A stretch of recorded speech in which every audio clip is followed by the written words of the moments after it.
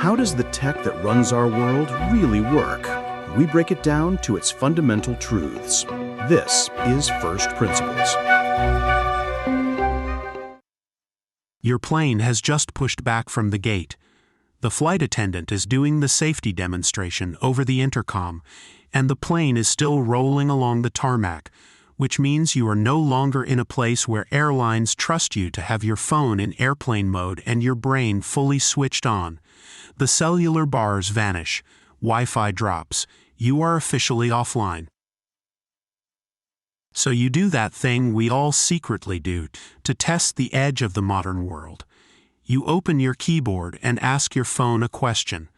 Something useful, like how many tablespoons are in a quarter cup, or something mildly embarrassing, like whether the movie you are about to watch on the seatback screen is worth 2 hours of your life.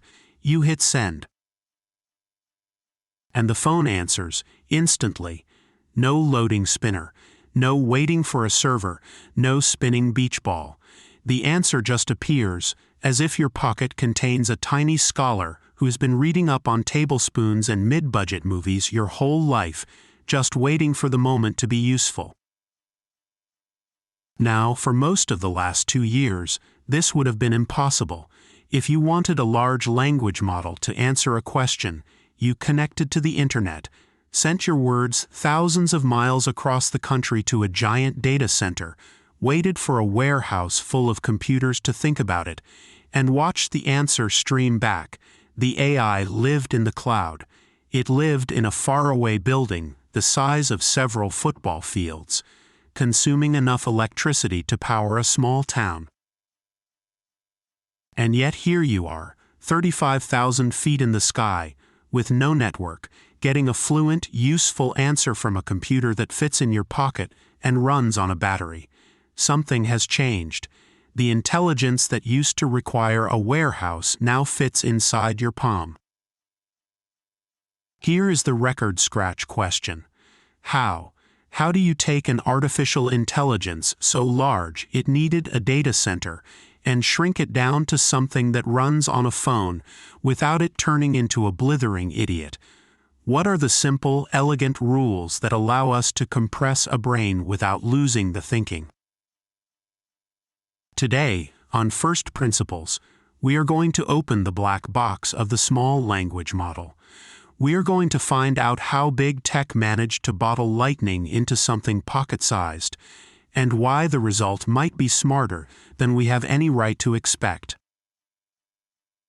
To appreciate the trick, you first have to understand the monster these small models are being carved out of. So let's talk about how big these things actually got. For years, the dominant religion of artificial intelligence had a single sacred text, scale. The believers in this church noticed something remarkable around the late 20-teens and early 20s. If you made a neural network bigger and fed it more data, its abilities didn't just grow a little. They grew in ways that were shockingly, beautifully predictable. More parameters meant better language. More training meant better reasoning. The researchers called these scaling laws, and they treated them almost like the laws of physics. Doubling the model doubled the magic. This sent the industry into an arms race. GPT-3 was 175 billion parameters. GPT-4, when it finally arrived, was reported, though never officially confirmed, to be somewhere north of 1 trillion parameters. 1 trillion. That is a number so large it is hard to wrap your head around. So let me try. One parameter is essentially one tiny adjustable number inside the model, one small knob that gets tuned during training. 1 trillion knobs. Every one of those knobs has to be stored in memory, and every one has to be updated during training, and every one has to be consulted every time the model thinks. The physical reality of that is staggering. A top model with hundreds of billions or 1 trillion parameters takes gigabytes and gigabytes of memory just to sit still. It needs banks of specialized chips, each the size of a dinner plate, bolted together in racks, filling data centers. Training one of these monsters is an industrial feat. It consumes megawatt-hours of electricity. It costs tens of millions of dollars.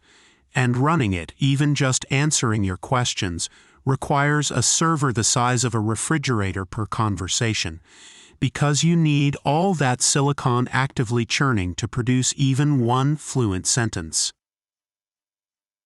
This is the fundamental tension at the heart of modern AI. The model has to be a trillion-parameter giant to be smart, but a trillion parameters cannot fit in your phone, cannot fit in your car, cannot fit in a robot, cannot fit in your glasses, cannot fit anywhere except a warehouse, which means every time you wanted AI, you had to phone home to the warehouse. You had to trade your words for the electricity and the bandwidth and the latency. You gave up your privacy because your question was leaving your device, and you gave up your responsiveness because light takes time to travel even to a very fast server. For a long time, this seemed like the unavoidable price of intelligence. If you wanted a brain, you needed a building. Small was stupid, and smart was huge, and those two facts seemed as immovable as gravity. The engineers on the cutting edge accepted it. The researchers accepted it. The users accepted it, because we had never seen anything else. But a small group of researchers kept asking a heretical question. Is all that size really doing the thinking, or is most of it just overhead? Because here is the thing about a trillion-parameter model. It was trained to be good at everything, for everyone, all at once. It memorized the internet. It holds a trillion knobs mostly because it is trying to know a little about the entire world. And the researchers began to suspect that a lot of those knobs are not exactly pulling their weight, that a lot of the intelligence is packed densely in a few places, and the rest is just bulk. And that suspicion is the seed of everything we are about to uncover. Because to make a small model that stays smart, engineers had to find where the intelligence actually lives and learn how to carry it without the bulk. They found two tools, and both of them feel almost like magic. The first is a way of teaching a small brain by having the giant brain sit down and patiently explain itself. The second is a way of rewriting the giant's memories in rougher, sloppier handwriting without losing the meaning. Let's take them one at a time, starting with the teaching. The first tool is called knowledge distillation, and it is one of the most beautiful ideas in all of computer science. To understand it, we need to talk about what a neural network actually knows and how it stores that knowledge, because the answer is far stranger and richer than you might imagine. A neural network, stripped to its essence, is a giant machine for turning probabilities into answers. When you ask ChatGPT or any large model a question, it doesn't look anything up like a database. It doesn't have a file somewhere that says 4 tablespoons in a quarter cup. Instead, it runs the question through layer after layer of mathematics, and at the end, it produces a long list of probabilities. The probability that the next word is 4, the probability that the next word is many, the probability that the next word is penguin. It picks the highest one, spits it out, and does it again. That is how it writes, one word at a time, each word chosen from a ranked list of all the possible options. Now here is the key insight. When the model is confident, that list is very sharp. The correct word towers over everything else, and the runner-up is barely visible. But when you look closely at the full list, at all the tiny probabilities hiding beneath the winner, something extraordinary is buried there. Those small numbers are not random noise. They encode the model's deep sense of what things are related to each other. Think about a model that recognizes handwritten digits. Ask it to look at a squiggle that is honestly kind of ambiguous. It might confidently say it's a 7. But if you look at its raw internal probabilities, you will see that it thought the squiggle was a 3 almost, and that it could maybe be a 1. Those soft, hesitant probabilities are a fortune of information. They tell you that, to this model, a 7 and 3 are kissin' cousins, while a 7 and a letter P are strangers. Hinton and his colleagues realized in 2015 that this buried treasure was being thrown away. When you traditionally train a model, you give it a hard label. This squiggle is a 7, period. The model learns to match that one fact, but all that rich relationship information, that 7-ness of a 7, that 3-ness of an almost 3, was invisible to the student, because the teacher was only ever allowed to say the one right answer out loud. So they proposed a different way of teaching. What if the big model didn't just tell the small model the answer? What if the big model showed its work? What if it revealed its entire internal ranking of possibilities, all its confidence and all its hesitation, so that the student could learn not just what is correct, but how the whole universe of ideas is connected? Here is the core analogy that makes this click. Imagine an apprentice chef who has never tasted food, learning to cook from a master. Now, the crude way to train that apprentice would be to show them one perfected dish at a time. Here is a perfect chocolate soufflé. Make one like it. The apprentice stares at the soufflé, tries to copy it, and fails, because they have no idea how the ingredients relate to each other. They don't know that overbeating the egg whites ruins the rise. They don't know that a pinch too much salt can save a bland sauce. They have seen only finished masterpieces, and a masterpiece on its own teaches you almost nothing about how to make one. The wise master does something different. The wise master makes the student taste the whole spectrum, not just the perfect soufflé, but the soufflé that is 90% there, the one that collapsed because the eggs were overbeaten, the one that is slightly too sweet. The master doesn't only say, "This is correct," the master says, "This is correct, and this is almost correct, and this is close but wrong in this specific direction, and this is a disaster." By tasting all of it, the apprentice learns the relationships between the ingredients. They learn the underlying logic, the deep structure of cooking, not by memorizing one dish, but by absorbing how all the possibilities are graded against each other. That is knowledge distillation.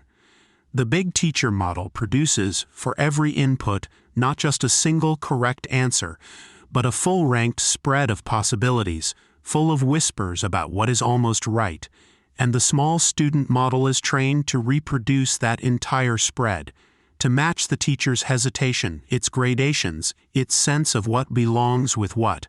The student is not learning answers. The student is learning the teacher's whole internal geography of the world. There is a technical detail here that matters, and it involves something the researchers call temperature. In math, when a neural network has to turn a raw list of scores into probabilities, it passes those scores through a function that sharpens them. A high temperature makes the spread flatter and softer, so the small probabilities become more visible. A low temperature makes it sharp and brutal, so only the winner survives. The team realized they could deliberately crank up the temperature of the teacher's output, softening its predictions, to make all those tiny buried relationships flood out into the open where the student could actually see and learn them. Then, once the student had absorbed the lesson, you turn the temperature back down, and the student produces clean, confident answers of its own. This is where the first big misconception gets shattered. People assume that a small model is just a weak, cheap imitation of a big one, a watered-down copy of the real thing. But that is not what distillation does. The student is not memorizing the teacher's sentences. It is inheriting the teacher's understanding of how ideas fit together. And here is the genuinely surprising part. In many cases, the student becomes not just as good as the teacher, but sharper in important ways. the transmitted knowledge can be denser than the original. A master chef's understanding distilled into a student who approaches each dish fresh and focused can sometimes produce results that embarrass the master's own scattered genius. The researchers had a name for that buried treasure. They called it dark knowledge, because it is hidden in the dark, unseen corners of the model, in all the probabilities that never win, and it is the most valuable thing the model knows. Distillation is the art of dragging that dark knowledge into the light and handing it intact to someone a fraction of the size. And that is only half the story, because once you have distilled the intelligence down into a smaller network, you still have to make it fit in a phone chip and run fast enough to answer you mid-flight, and that brings us to the second trick, one that sounds almost too simple to be real. It is called quantization. Let me set the scene. A neural network, as we said, is a pile of numbers, trillions of little knobs, and on a computer, every single one of those numbers has to be stored somewhere in some format, taking up a fixed amount of space. For most of AI's history, those numbers were stored very precisely. They used a format called 32-bit floating point, which is a fancy way of saying each number was stored with enough precision to capture tiny differences out to many decimal places. 3.14159, every knob kept its full, exact value. Now, quantization is the audacious idea that this precision is mostly wasted. It is the idea that you can take every number in the model and round it off drastically without destroying the model's intelligence. Instead of storing each knob to many decimal places, you store each knob as, say, one of 16 possible values, or even just a small set of small integers. You are, in essence, rewriting the model's entire memory in much rougher handwriting. Here is the analogy that makes this devastatingly simple. Imagine you are describing a mountain range to a friend on the other side of the world. You could give them a surveyor's report with the exact elevation of every square meter to the centimeter in full scientific precision. That report would be enormous, and it would take forever to send and to read. Or you could give them a map with 10 contour lines, each labeled with a rounded elevation. 2,500 meters here, 2,000 meters there. The rough map is a tiny fraction of the size of the surveyor's report. And here is the thing. Your friend, looking at the rough map, would still recognize it as a mountain range. They could still plan a hike. They could still see the peaks and the valleys, the ridges and the passes. The essential shape of the mountain survives the rounding. Now, a mountain's shape is robust. You can squint at it and still see the mountain. But a neural network's decisions are built from billions of tiny numbers. Rounding them all would seem like it should scramble everything into mush. And indeed, if you round them carelessly, it does. This was the great fear, and for years it stopped people from trying. How can you throw away so much precision and expect the intelligence to survive? The answer, it turns out, is one of the most profound discoveries about neural networks. These models are staggeringly robust to noise. During their training, they are constantly battered by randomness. A training batch here, a dropout that turns off random neurons there, weight updates that are only approximate. The network has to learn to think clearly while being jostled at every step, and so it evolves a kind of resilience. It learns to represent its knowledge in a way that is spread out and redundant and forgiving. The important information is not locked into any single precise number. It is distributed robustly across many numbers, like an idea that survives even if individual words in the sentence get smudged. Once you understand that, quantization stops being mysterious and becomes almost inevitable if the model is robust to noise, and rounding is just a very specific kind of noise. Then the model can tolerate it. A neural network that rounds all its numbers to a few coarse levels still recognizes the shape of the mountain. The peaks and valleys of its knowledge survive the rounding because that is what the training process built into it all along. Here's where the numbers get genuinely astonishing. A full model stored in 32-bit precision uses, on average, 4 bytes of memory for every single knob. Run the same model at 8-bit, and you use 1 byte per knob, a quarter of the memory. Drop it to 4-bit, and you have it again, to half a byte per knob. That is a 4-fold reduction again.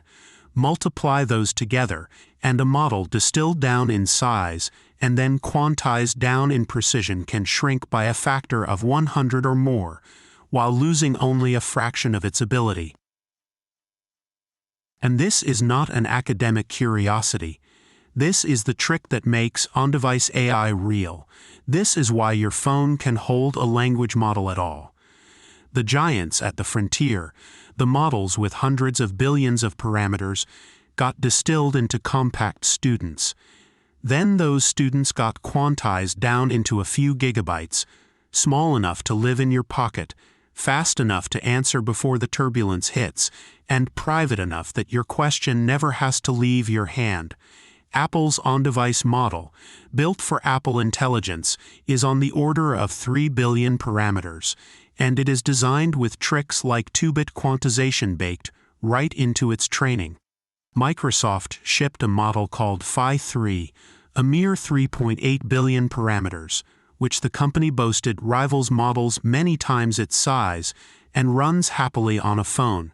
Google's Gemma comes in sub-billion sizes that run entirely offline. The once sacred equation that smart equals enormous has been quietly overturned. Intelligence, it turns out, is not about the amount of the model. It is about the density. Now, before I give you the final, deepest twist, let me pause and make sure we have corrected the misconception that matters most.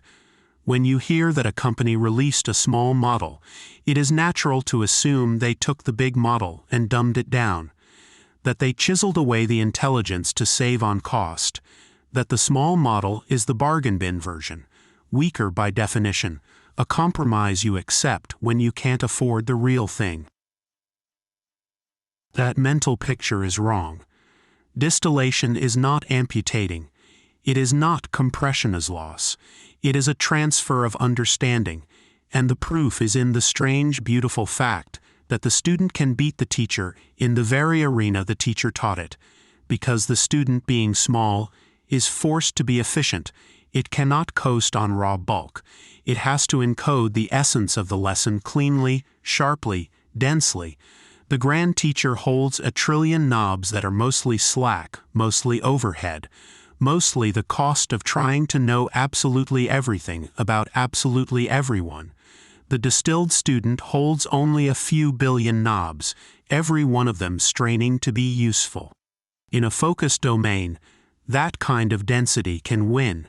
It is the difference between a library with 1 million dusty volumes and a single brilliant, carefully edited notebook containing only what matters. And now, at last, we come to the deepest secret, the unseen giant, because even after distillation and quantization, there is one more ingredient without which none of this works, and it is so fundamental that almost no one thinks to look for it. It is the discovery that ties all of artificial intelligence together, and it is this: the intelligence was never in the precision and never really in the size. It was in the relationships. A neural network is not a database of facts. It is a map of connections, a web of relative positions. When it says that 4 tablespoons make a quarter cup, it is finding that answer by way of a vast geography of related ideas, where units live near other units, where liquids live near volumes, where cooking lives near measurements on a kitchen counter. All of that geography is what gets distilled, and all of it is what survives quantization. The individual numbers are just coordinates. The map is the mind, And a map, as every traveler knows, can be shrunk and redrawn roughly over and over, and still guide you truly, as long as relations are preserved. That is the quiet revolution hiding inside every small model. The researchers figured out that you don't need a brain the size of a building, because a brain was never the number of its cells. It was the pattern of their connections, and patterns are infinitely reproducible, infinitely portable, infinitely shrinkable, as long as you keep the geometry of meaning intact. So the next time you are on a plane, offline, and your pocket answers a question before the seatbelt sign even comes on, remember what you are really holding. You are holding proof that intelligence is not a quantity you hoard. It is a structure you can carry. A mountain rendered in 10 contour lines, still a mountain. A masterpiece tasting of the whole spectrum of possibility, still a lesson. The model in your pocket is 100 times smaller than the giants in the data centers, and that fact used to seem like a limitation. It turns out it was the whole point. You've been listening to First Principles. Until next time, stay curious.